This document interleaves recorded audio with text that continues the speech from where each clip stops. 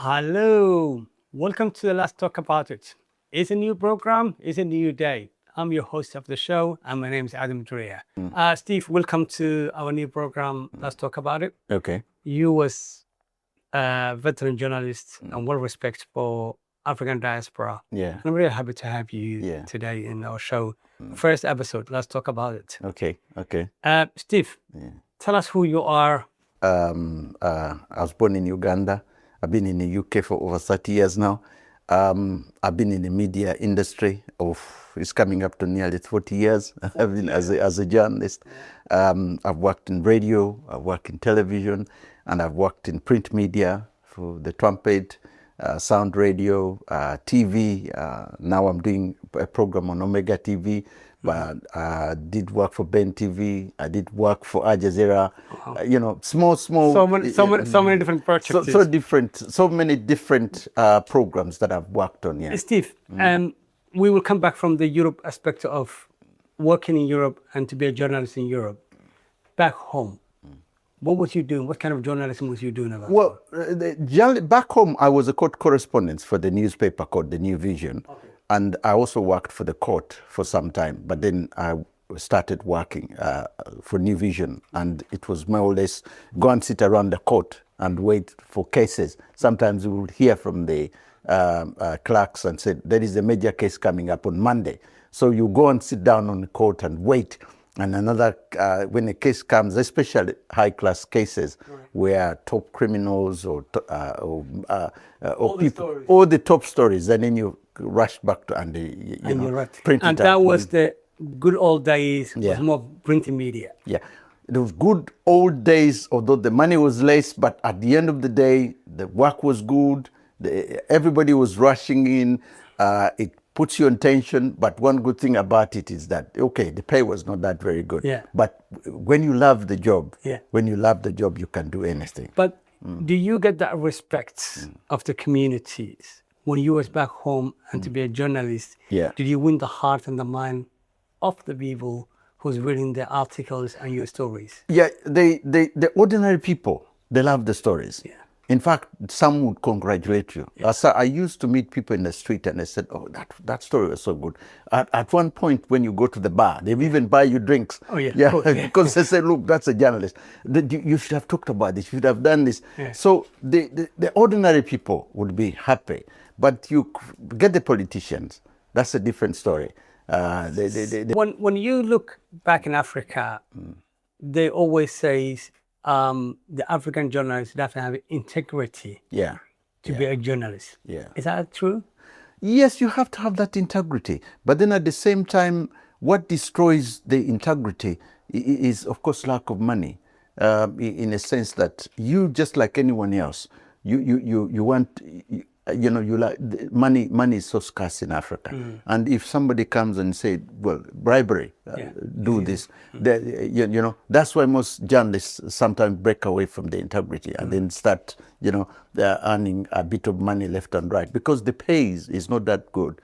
It's not that good. But people like us, we kept our integrity. Obviously, you would look for us to give us money, we wouldn't take the money, but then the editor would probably take the money.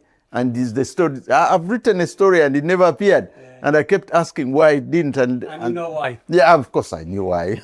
You was a young man, yeah, come from Africa, being a journalist in Africa, have your integrity in Africa, and then you come to Europe, especially UK, especially London was a metropolitan city. Yeah.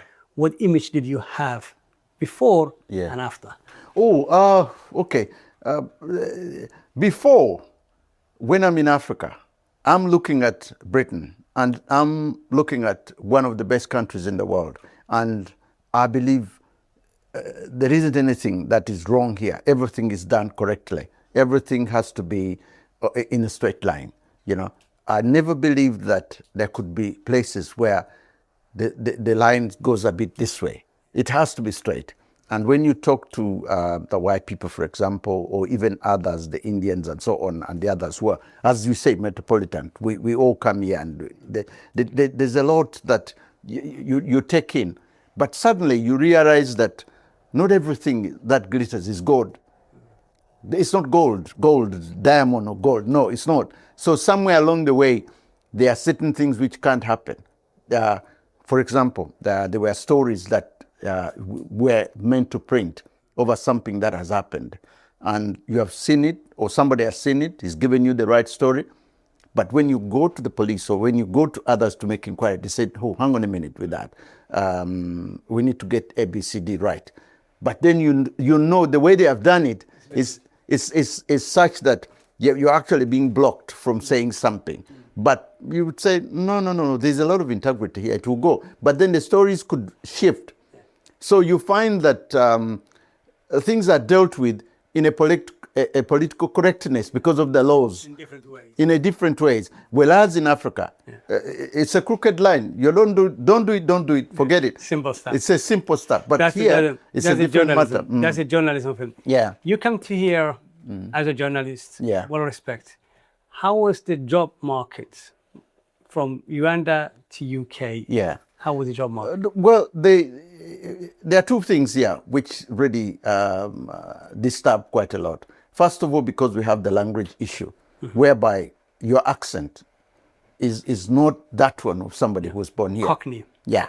So because of that, if you go to ask for a job, or you may write the best story, or you can go to the best radio station and you're presenting a story, or you're even a TV station, but the accent comes in, and somewhere along the way said no, because they are looking for someone who was born here, who has the accent, and they are looking at the British market rather than the African market. Now, we managed to go to the African market because my people rather understand me more than even getting a Scottish person, for example. If you start speaking with a Scottish accent, somewhere along the way you won't even understand what he's saying. So similarly, we are drawn into positions of the way we come from.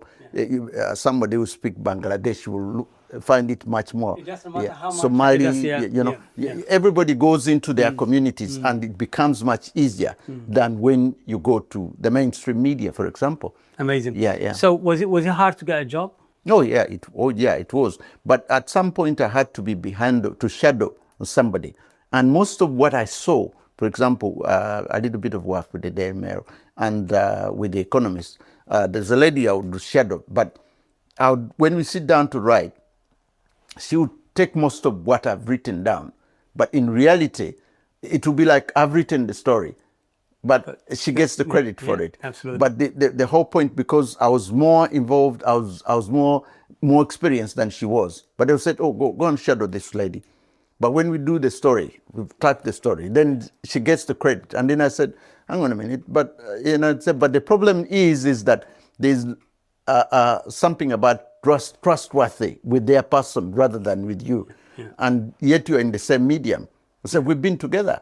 We've done this together. I said, no, we still need her. You go with her. Now you go shadow her. You are she's shadowing you, or you're shadowing her, or something like that. So you moved to present different African TVs. Yeah. Although you was working at Al Jazeera and producing programs back home. What programs are you working with now? Well, there's a program I'm working on called Africa Speaks. Okay. And it's a political program where I interview politicians and I interviewed ordinary people, and we cover quite a lot about politics, not just in Africa, but here as well.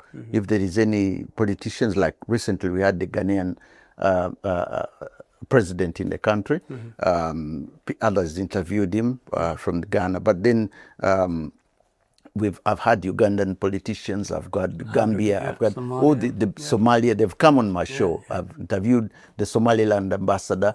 So the point is that I look more on Africa because the market of Africa is not covered here. Unless there's something wrong in Africa, like Ebola now. There's a lot about Ebola. There were like AIDS or something. Whenever there's something negative, then the mainstream media will look at Africa. Was it because you come from Africa? Is it easy for you to do African programs with the African diaspora? No, I think when you pick a subject, of course, one thing that I realized in this country is that you need always to specialize. Now, if you haven't specialized, I could easily have covered anything. I could cover the court. I could cover maybe the king. I could have, anything about this country.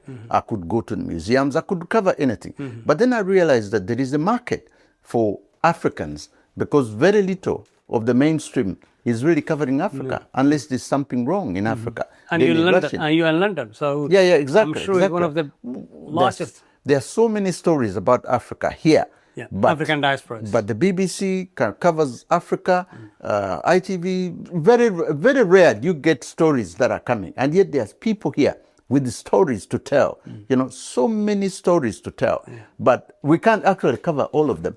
But even on the political side of it, I can't cover everything on politics. Absolutely. I covered quite a lot of that. We have been to Sound Radio. We have been together Sound Radio. Yeah. To be honest with you, the African diaspora stories is amazing. Of course, yeah. Although we have a different nations, so you have a Kenyan, Tanzanian, Ugandan. Let's talk about East Africa communities. Yeah. And then you have the Asian community, Pakistani, Bangladesh. But to be honest with you, now we feel like we are home away from home. Yeah.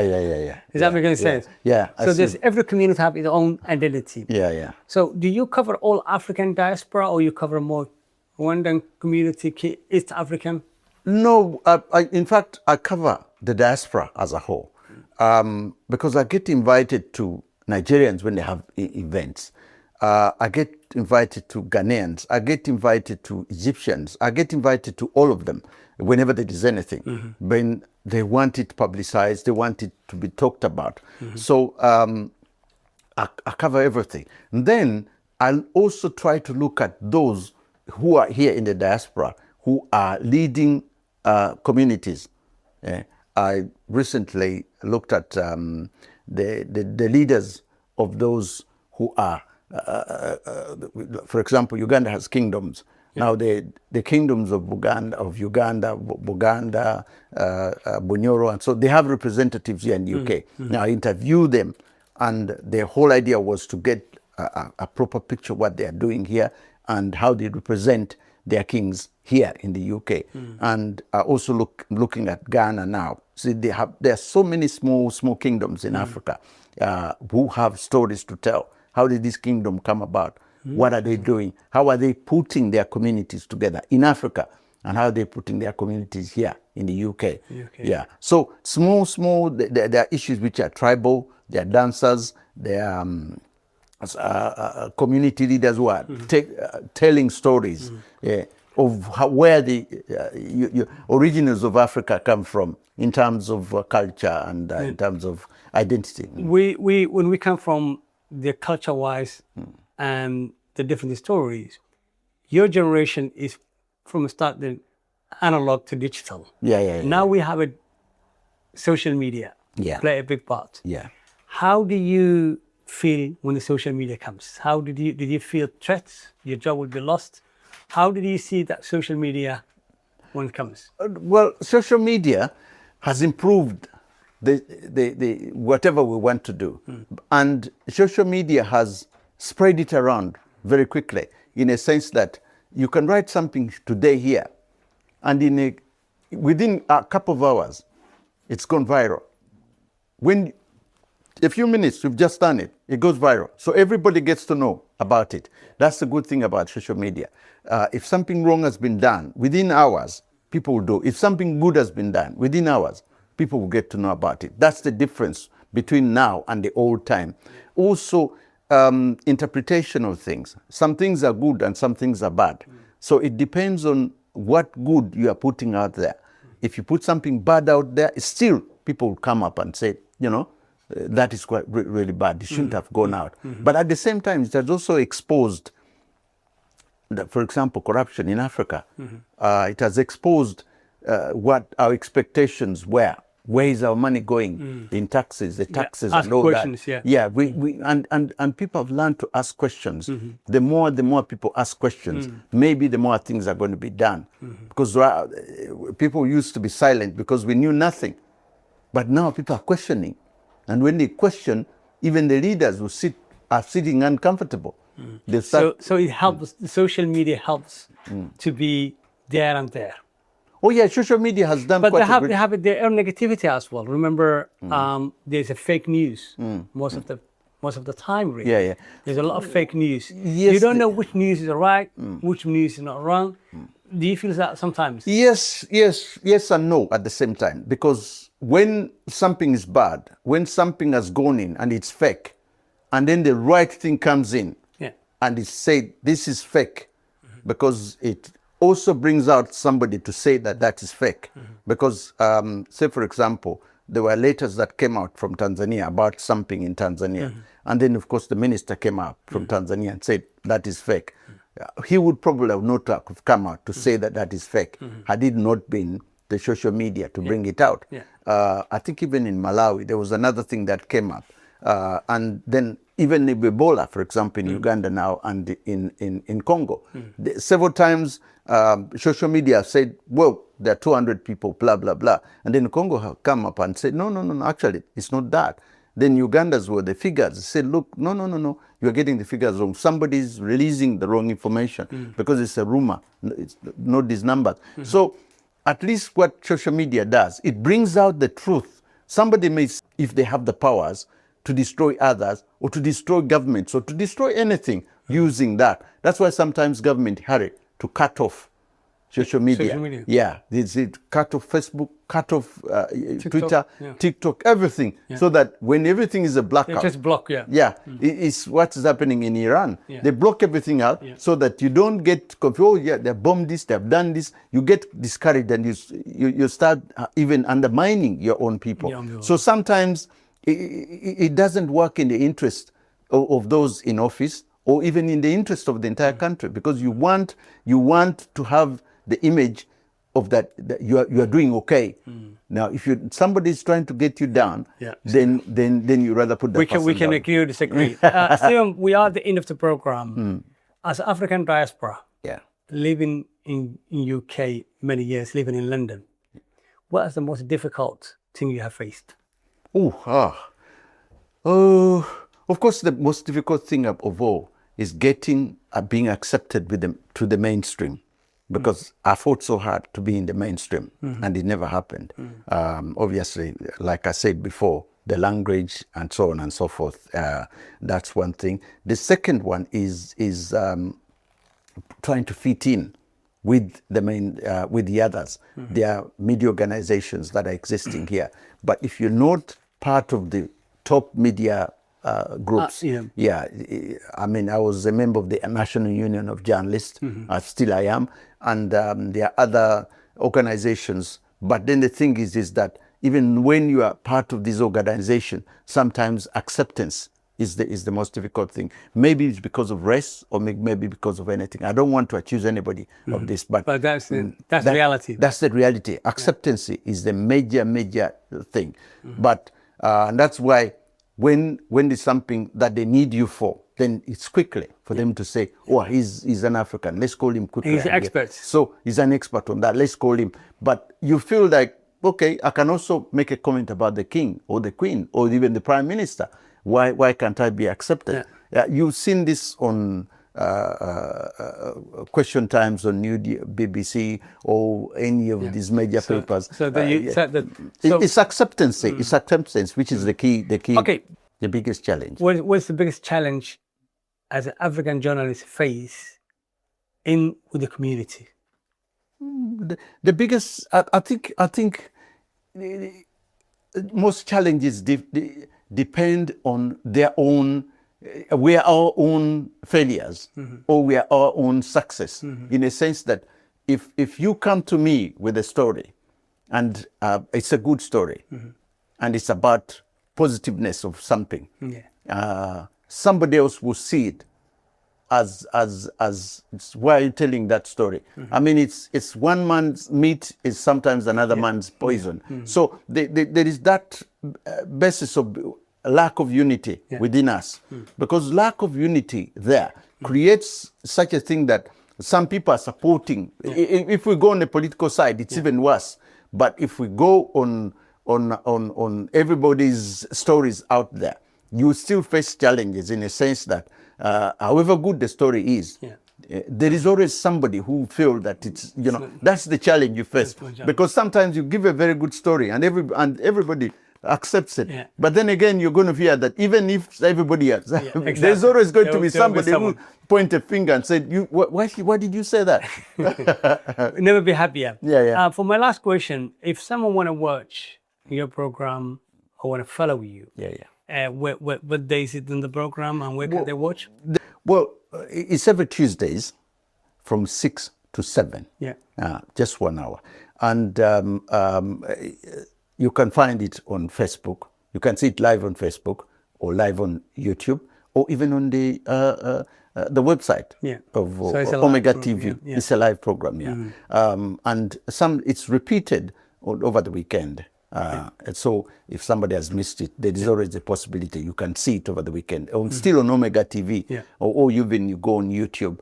And then, of course, the station, we go to 64, 65 African countries in Africa.